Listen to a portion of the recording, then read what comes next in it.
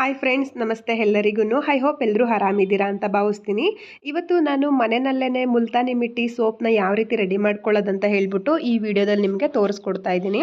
ನಾನು ಮೊದಲನೇದಾಗಿ ಮುಲ್ತಾನಿ ಮಿಟ್ಟಿ ಪೌಡರ್ನ ಒಂದು 2.5 ಸ್ಪೂನ್ ಆಗೋಷ್ಟು ತೊಗೊಂಡಿದ್ದೀನಿ. ಇಲ್ಲಿ ಇದ್ರ ಜೊತೆಗೆ ಬಂದ್ಬಿಟ್ಟು ನಾನು ಸ್ವಲ್ಪ ಒಂದು ಅರ್ಧ ಸ್ಪೂನಷ್ಟು ಕಡಲೆ ಹಿಟ್ಟು ತೊಗೊಂಡಿದ್ದೀನಿ.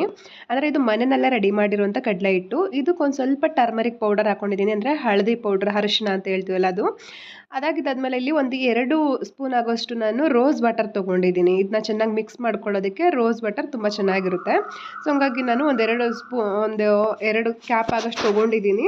ಅದು ಸಾಕಾಗಿಲ್ಲ ಅಂತ ಹೇಳಿದ್ರೆ ಮತ್ತೆ ಮಿಕ್ಸ್ ಮಾಡಬೇಕಿದ್ರೆ ಸ್ವಲ್ಪ ಸ್ವಲ್ಪನೇ ಹಾಕ್ಕೊಂಡು ನೀಟಾಗಿ ಮಿಕ್ಸ್ ಮಾಡ್ಕೊಬೇಕು. ಇದನ್ನು ಯಾವ ರೀತಿ ಅಂತ ಹೇಳಿದ್ರೆ ಫುಲ್ಲು ತೆಳುವಾಗಬೇಕು. ಇದು ಗಟ್ಟಿ ಗಟ್ಟಿ ಏನಿದೆ ಅಲ್ವಾ, ಗಂಟೆಲ್ಲ ಆಗಬಾರ್ದು. ಆ ರೀತಿಯಾಗಿ ನಾವು ನೀಟಾಗಿ ಈ ಥರ ಮಿಕ್ಸ್ ಮಾಡ್ಕೊಬೇಕು.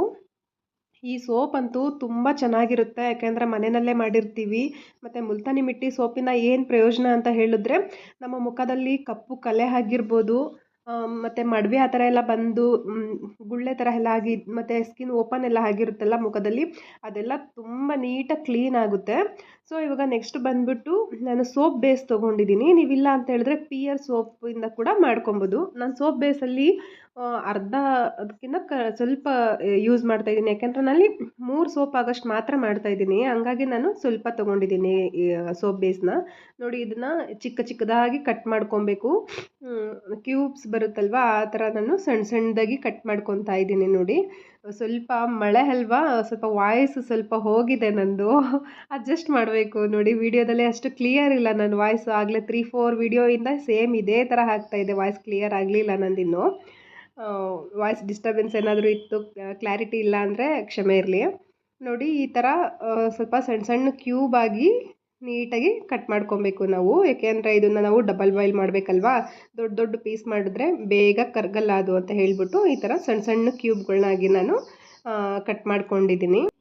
ತುಂಬಾ ಈಸಿ ಇದೆ ಫ್ರೆಂಡ್ಸ್, ಇದು ಮನೆಯಲ್ಲೇ ಸೋಪ್ ಮಾಡ್ಕೊಳ್ಳೋದು. ನಾನು 1 ಟೈಮ್ ಮಾಡೋದನ್ನ ನೋಡ್ಕೊಂಡು ಕಲ್ತಿದ್ದು ಅಷ್ಟೇ. ಇವಾಗ ಎವ್ರಿ ಟೈಮ್ ನನಗೆ ಸೋಪ್ ಏನಾದರೂ ಬೇಕಂದರೆ ನೋಡಿ ಇದೇ ಥರ ನಾನು ಮನೆಯಲ್ಲೇ ರೆಡಿ ಮಾಡ್ಕೊತೀನಿ. ನೋಡಿ, ಇವಾಗ ಒಂದು ಸಣ್ಣ ಪಾತ್ರೆ ತೊಗೊಂಡಿದ್ದೀನಿ. ಈ ಪಾತ್ರೆಯಲ್ಲಿ ನಾನಿವಾಗ ಈ ಕ್ಯೂಬ್ಸ್ ಎಲ್ಲ ಹಾಕ್ಕೊತೀನಿ. ಇವಾಗ ಇದಾಗಿದ್ದಾದಮೇಲೆ ನೆಕ್ಸ್ಟ್ ಬಂದುಬಿಟ್ಟು ನಾನು ಆಲ್ರೆಡಿ ಇಲ್ಲಿ ಬಿಸಿನೀರು ಕುದಿಯೋದಕ್ಕೆ ಅಂತ ಇಟ್ಟಿದ್ದೀನಿ. ಇದ್ರಿಗೆ ನೆಕ್ಸ್ಟ್ ಇದನ್ನು ಡಬಲ್ ಬಾಯ್ಲ್ ಮಾಡಬೇಕಲ್ವಾ, ಅದಕ್ಕೆ ನಾನು ಇವಾಗ ಸಣ್ಣ ಪಾತ್ರೆನಲ್ಲಿ ಏನು ಕ್ಯೂಬ್ಸ್ ಹಾಕ್ಕೊಂಡಿದ್ದೀನಿ ಇದನ್ನು ಮೆಲ್ಟ್ ಆಗೋದಕ್ಕೆ ಬಿಟ್ಟಿದ್ದೀನಿ. ಇದೊಂದು 10 ಮಿನಿಟ್ಸ್ ಬಿಟ್ಟರೆ ಸಾಕು. 5-10 ಮಿನಿಟ್ಸಿಗೆಲ್ಲ ನೋಡಿ ಯಾವ ರೀತಿ ನಿಮಗೆ ಕಾಣಿಸ್ತಾ ಇದೆ ಇದು ಮೆಲ್ಟ್ ಆಗ್ತಾ ಇರೋದು. ನೋಡಿ, ಈ ಥರ ಫುಲ್ಲು ಕರಗ್ಬಿಟ್ಟು ನೀರು ಥರ ಆಗಿಬಿಡುತ್ತೆ ಇದು. ಸೊ ಇದಾಗಿದ್ದಾದಮೇಲೆ ನಾವು ಇದು ಮುಲ್ತಾನಿ ಮಿಟ್ಟಿದು ಏನು ರೆಡಿ ಮಾಡ್ಕೊಂಡಿದ್ದೀವಲ್ಲ ಪೇಸ್ಟು, ಅದನ್ನು ಹಾಕ್ಬಿಟ್ಟು ನೀಟಾಗಿ ನಾವು ಫುಲ್ಲು ಚೆನ್ನಾಗಿ ಇದನ್ನ ಮಿಕ್ಸ್ ಮಾಡ್ಕೊಂಡು ಬರಬೇಕು.